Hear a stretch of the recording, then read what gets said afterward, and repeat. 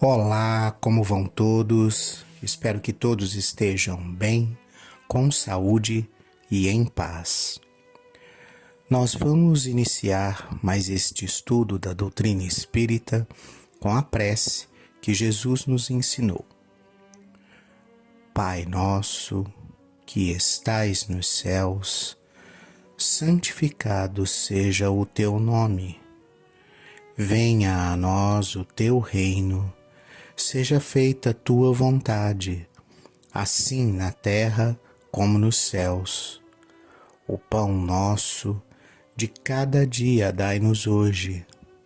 Perdoa, Senhor, as nossas dívidas, na medida em que perdoamos aos nossos devedores. Não nos deixes cair em tentação, livra-nos do mal, que assim seja. Nós estamos estudando o livro Evolução em Dois Mundos, autor espiritual é o André Luiz, a psicografia de Francisco Cândido Xavier e Valdo Vieira. Nós, até o último episódio, a gente leu ali a primeira parte do primeiro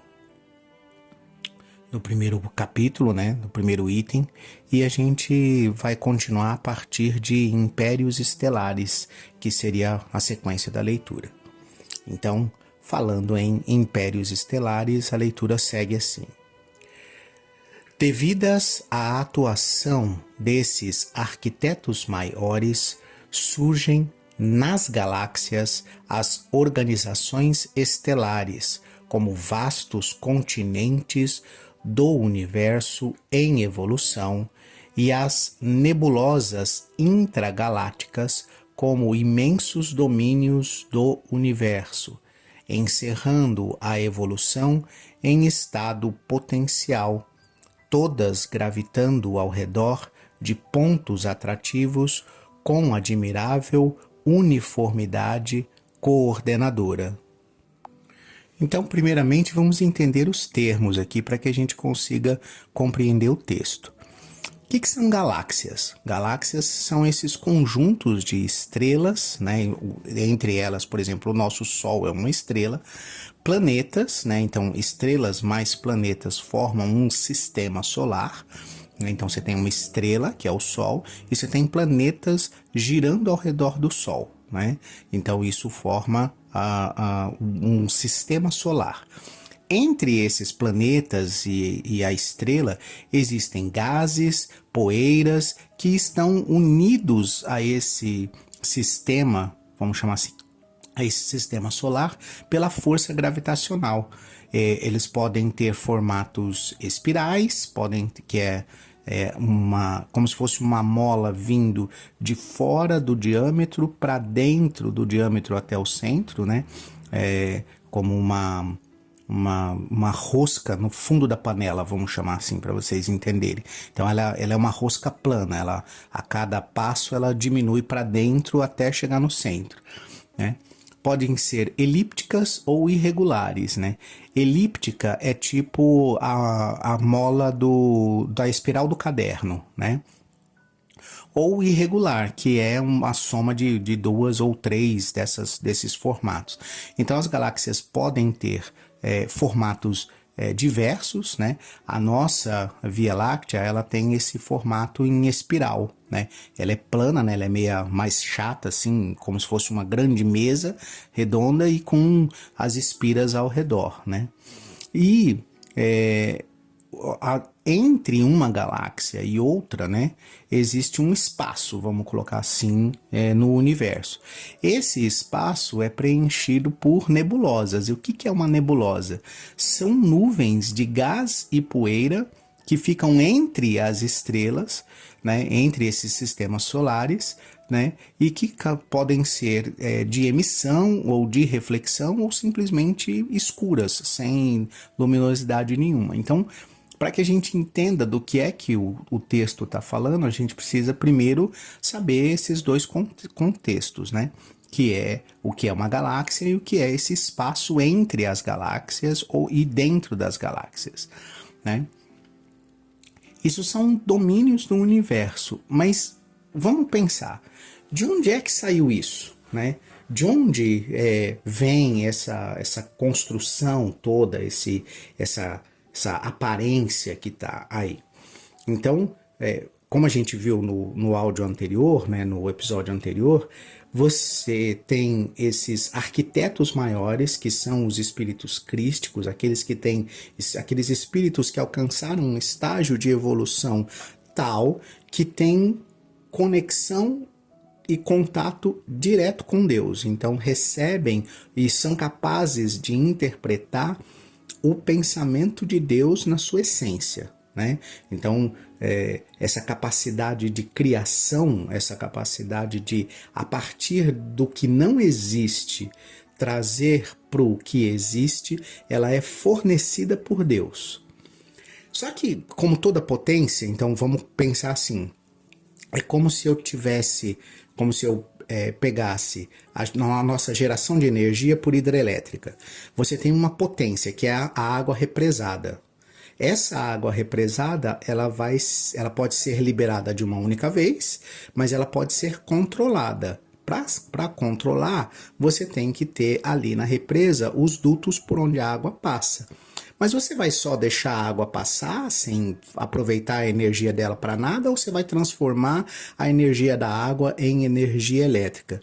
Está percebendo que tem todo um processo? Quer dizer, para mim transformar a energia da água em energia elétrica, eu preciso criar um dispositivo que a gente chama hidroelétrica, que é a usina geradora de energia para que a potência da água parada seja transformada em energia elétrica.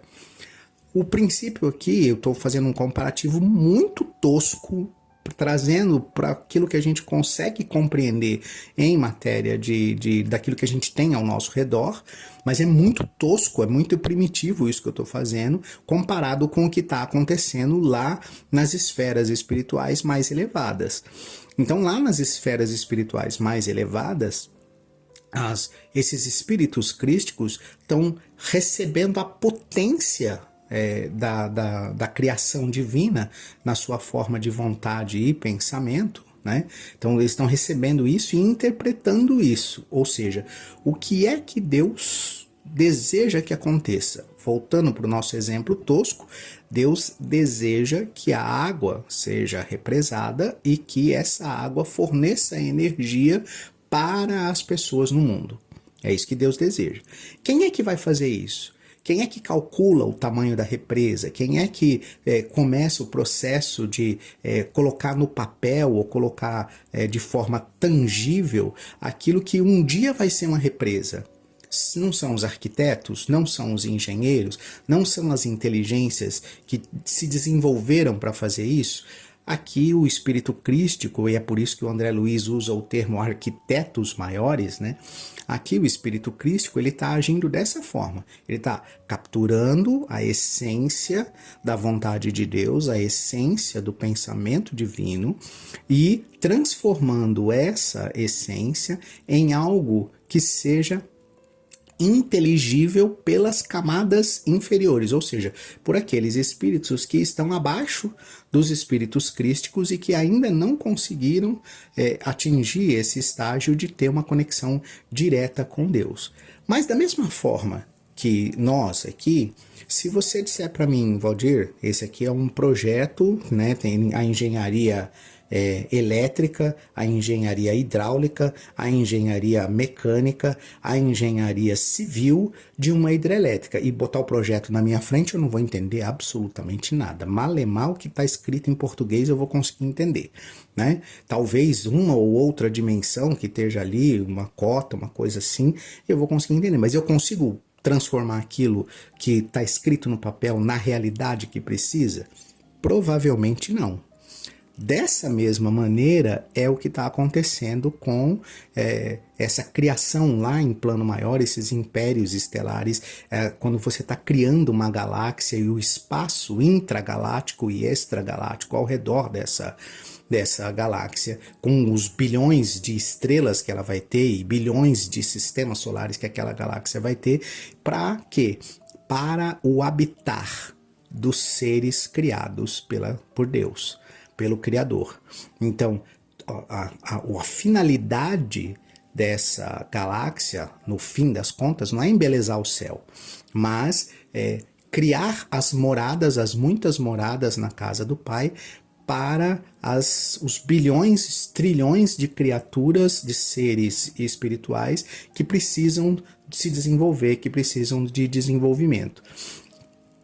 Como é esse o objetivo final, é preciso que um espírito crístico, no caso um espírito que já tem a condição de compreender o pensamento e a vontade de Deus, transforme essa vontade nesses continentes, vamos colocar assim, que é como o André Luiz coloca, né? Vastos continentes do universo que está em evolução. Quem é que está em evolução? É o universo material? E sim, ele está em evolução para atender à evolução de cada espírito. E é por isso que é preciso esses espíritos crísticos, para que eles compreendam essa vontade e traduzam essa vontade de Deus nos diversos mundos, na criação dos diversos mundos, na criação das diversas estrelas, na criação das diversas galáxias que vão ser o conjunto dessas estrelas e nos espaçamentos entre essas galáxias, aonde todos nós, espíritos em evolução, vamos transitar. A gente vai ficar caminhando de uma estrela para outra, de um planeta para outro, na medida em que a gente evolui, ou acompanhar a evolução do nosso próprio planeta. Vai depender aí da nossa velocidade de evolução, né? E esse é o que a gente precisa ter na mente. A primeira linha vamos dizer assim, de contato com a vontade divina é o espírito crístico, que compreende a vontade divina e começa o processo de tradução, de manifestação dessa vontade divina. Porém, para que eu entenda o recado desse espírito, eu preciso ter capacidade para isso, eu preciso ter desenvolvimento para isso, eu preciso ter evolução para compreender o recado de um espírito crístico, para compreender a mensagem que esse espírito crístico está passando para mim.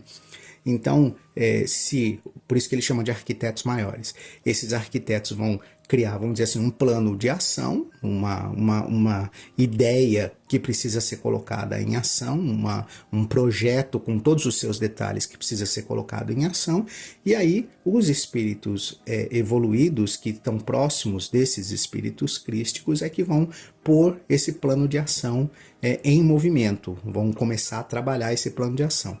Qual é o objetivo desse plano de ação? A evolução. Extinguir o mal. E o mal, lembrando sempre, o mal é a ausência do bem. Então, fazer o bem é fazer a vontade de Deus. Qual que é o objetivo de tudo isso? Fazer com que os espíritos em evolução, que no caso somos nós, cheguemos ao estágio evolutivo de fazer a vontade de Deus por nossa própria vontade, de alinhar a nossa vontade com a vontade de Deus e praticar o bem sempre. Da mesma forma que a gente respira, praticar o bem por princípio, praticar o bem porque é o que precisa ser feito, porque é o certo a fazer. Sigamos na leitura.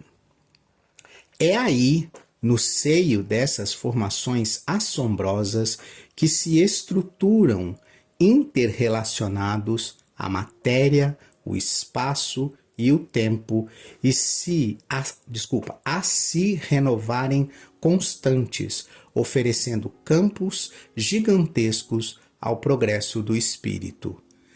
Cada galáxia, quanto cada constelação, guarda no cerne a força centrífuga própria, controlando a força gravítica com determinado teor energético apropriado a certos fins. Então vamos devagar aqui, senão a gente vai botar muita ideia na cabeça de vocês, vocês vão acabar não compreendendo. Primeiro, no seio dessas formações gigantescas, né, você começa a estruturar as relações. As relações de quem? Da matéria, do espaço e do tempo.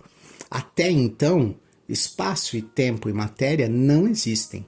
Por quê? Porque Deus é imaterial. E Deus, sendo imaterial, a vontade divina, o pensamento divino não é matéria. Eu preciso pegar essa energia, da mesma forma que eu pego a potência da água represada e transformo ela em energia elétrica, é preciso pegar essa potência que é a criação divina e transformá-la por um processo que a gente não tem condição de compreender, somente um espírito crístico consegue fazer isso, e começar a transformá-la em matéria, em espaço e tempo, que são coisas, tanto matéria, espaço e tempo, são coisas que têm começo e que não têm fim, mas que se renovam constantemente.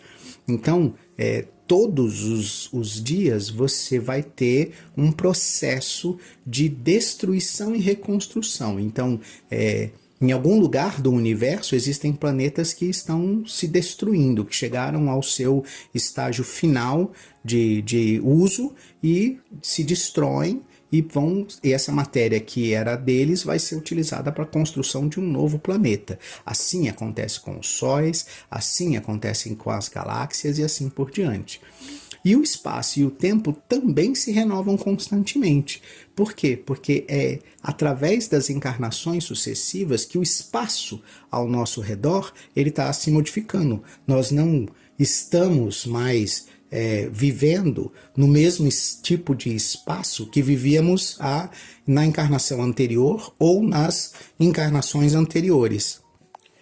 É por esse mesmo princípio que o tempo também está se renovando, né? Então, todos os dias o tempo se renova, ou seja, o Sol está lá e reaparece na face da Terra que a gente está habitando, né? E nos dá a sensação de um novo dia, nos dá a sensação de uma nova oportunidade, nos dá a sensação de uma nova possibilidade de desenvolvimento.